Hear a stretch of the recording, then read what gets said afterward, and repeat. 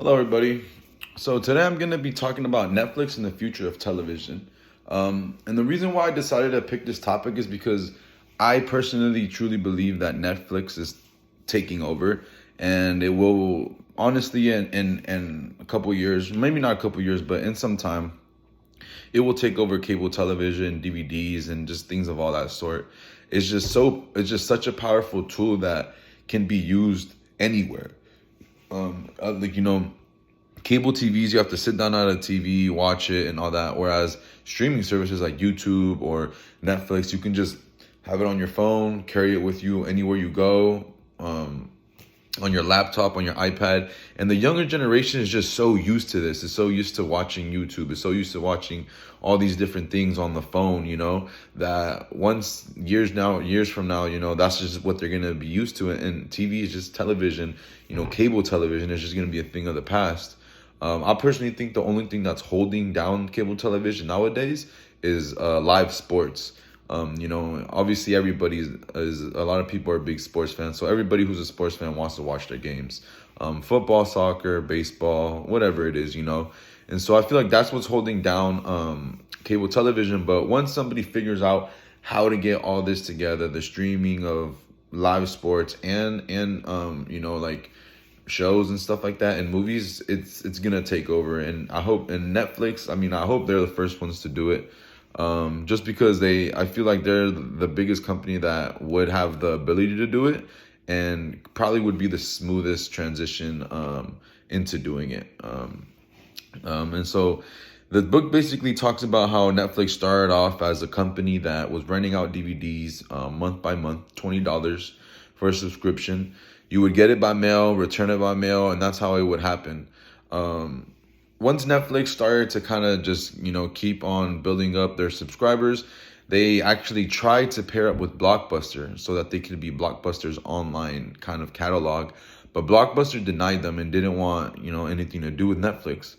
After this, people kind of started not making fun of them, but not making fun of the owner or the CEO of Netflix, but kind of just, saying that they're not worried about, his name was Reed Hastings, that they're not worried about the CEO of Netflix, Reed Hastings, that it was just kind of just like a fad. And so he took this as kind of motivation and kept pushing Netflix, to go higher and higher. And so he made the decision to basically start making their own productions. And the first production that Netflix ever made was House of Cards. And so this House of Cards was actually like very, very popular.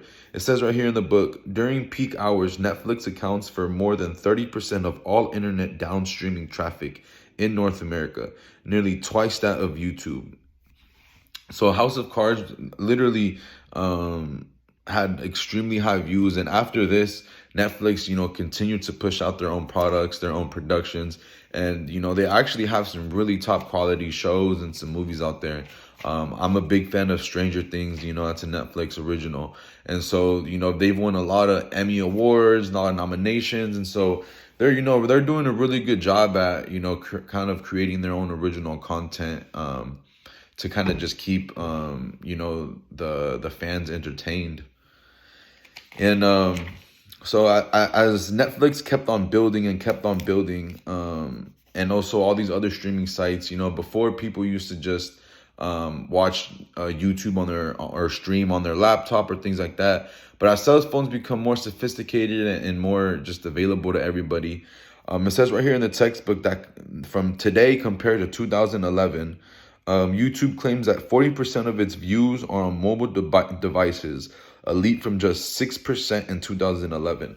So in 2011, 6% of YouTube users use their mobile device. Nowadays, it's 40%.